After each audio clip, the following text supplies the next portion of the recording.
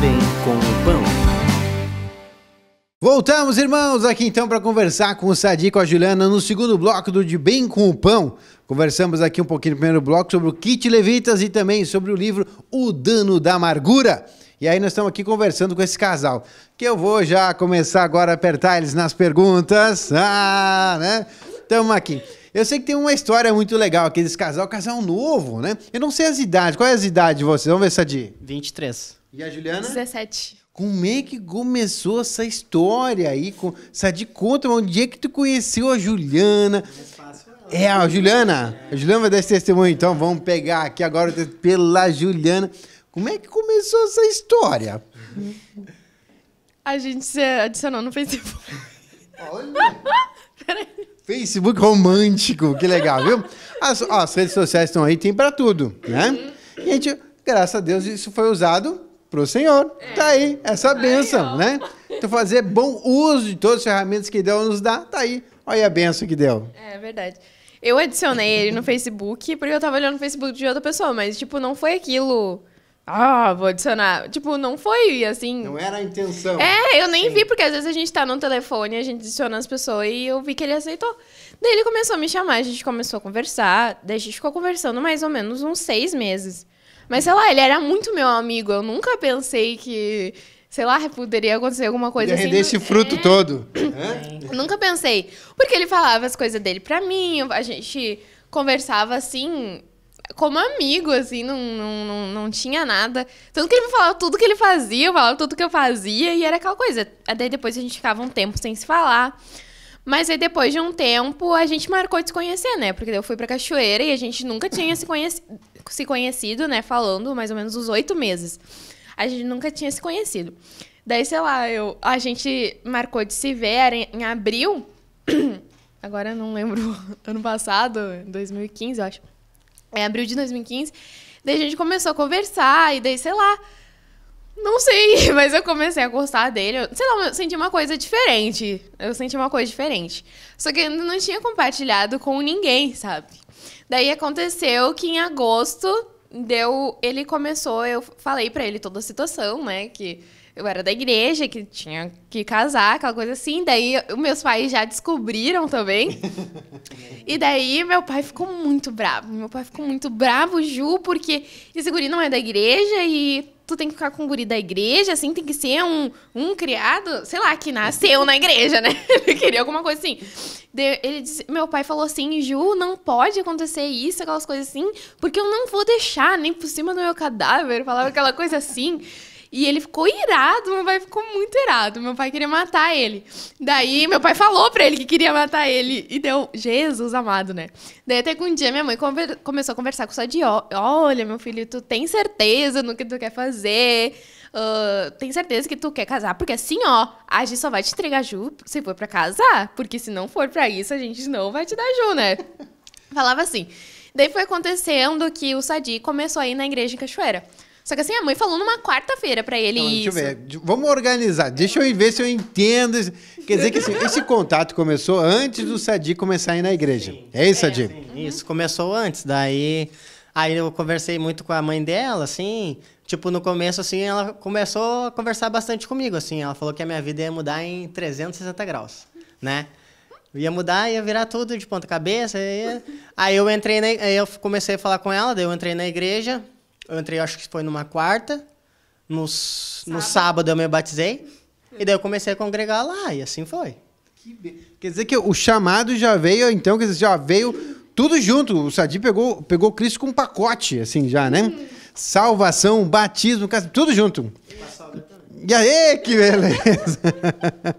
Então, olha só. Quer dizer que quando o Sadi, então, Juliana, pediu assim, olha, quem sabe a gente começa a namorar, Juliana, ó, o kit de casamento pra ti. Assim funciona ou não?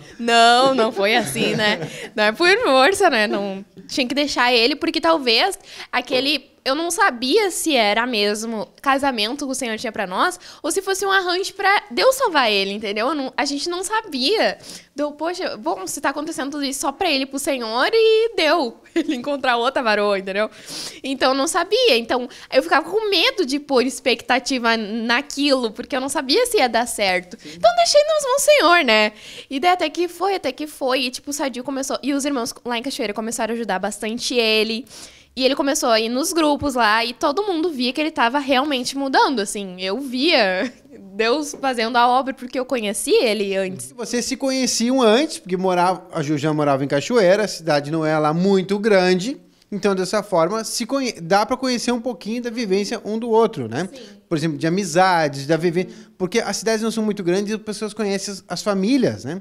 Ah, família tal, família tal. Então, quer dizer, se conheceram lá, no Facebook, veio essa missão e o Sadi veio para a igreja, começou a ser auxiliado pelos irmãos.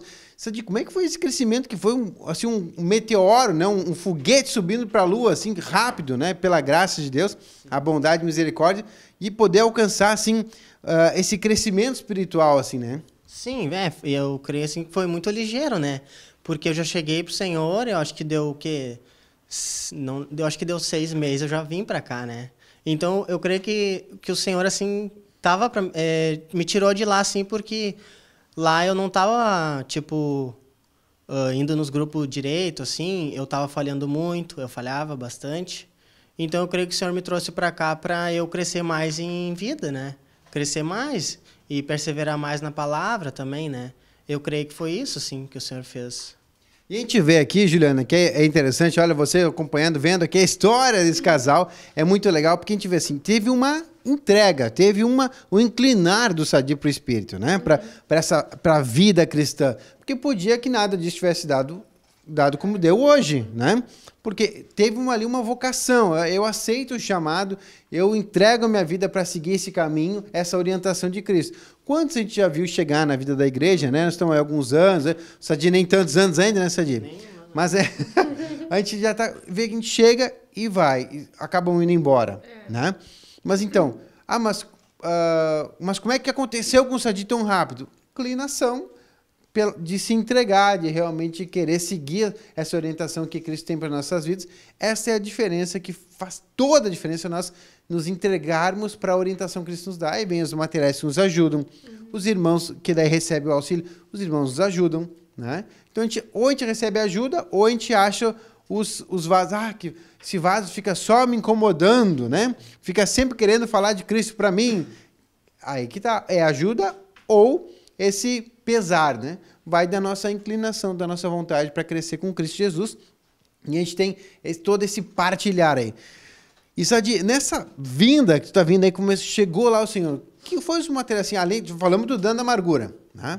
Mas teve alguns outros materiais, provavelmente tu já tocou, que o pessoal foi te orientando, escuta esse, escuta aquele outro, ou o teu crescimento tu acha que se deu mais assim mesmo por assistir os cultos? Onde tu acha assim que dá para tu compartilhar com a gente aí? Que foi aquele momento assim, ó, bum, aqui esse é o lugar que eu quero ir, tô vendo isso aqui, tá ali, é isso que eu quero seguir. Eu acho que foi assim, o Senhor me tocou mais, foi nos cultos, porque eu não faltava né? Então, no começo, assim, até antes de vir, né, eu não faltava nos cultos. E eu prestava bastante atenção, então eu creio que foi os cultos, assim, porque os grupos eu não ia muito, né? Eu ia só segunda e eu acho que terça, sabe? E eu creio que foi nos cultos, assim, que o Senhor me trabalhou bastante, assim, na minha vida e me deu mais crescimento, né?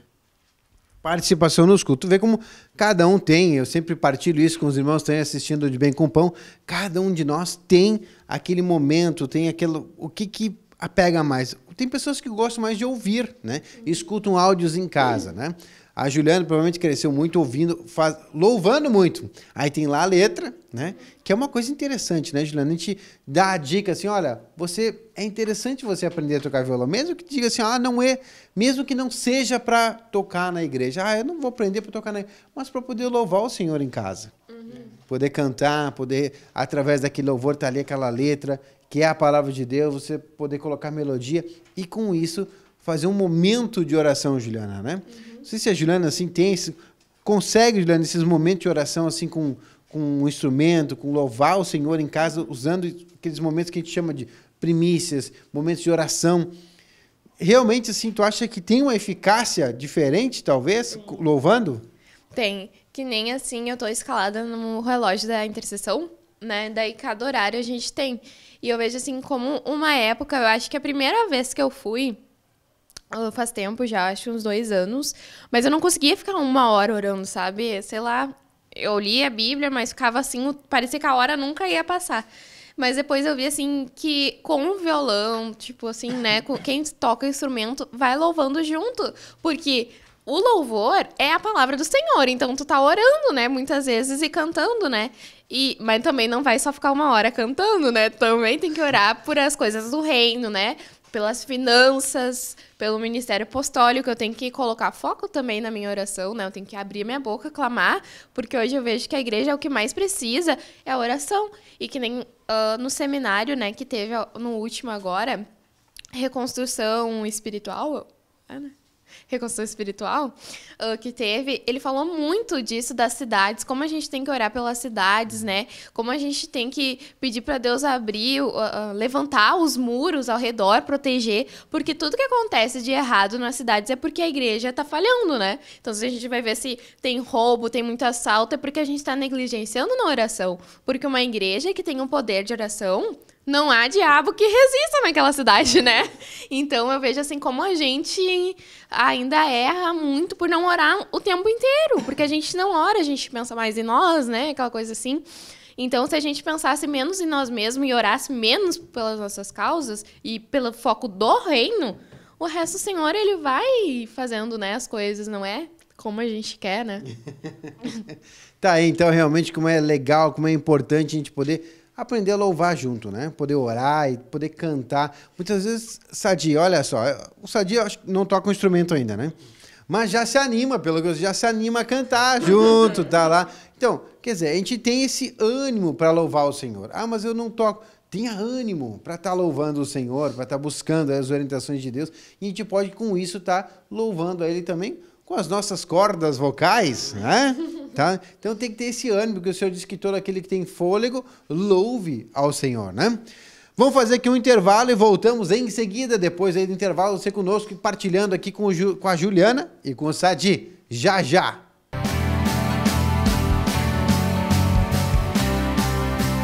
De bem com o pão.